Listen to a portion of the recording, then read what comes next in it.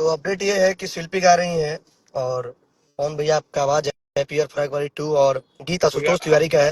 अब प्रियांशु सिंह का म्यूजिक है, इतना तगड़ा म्यूजिक।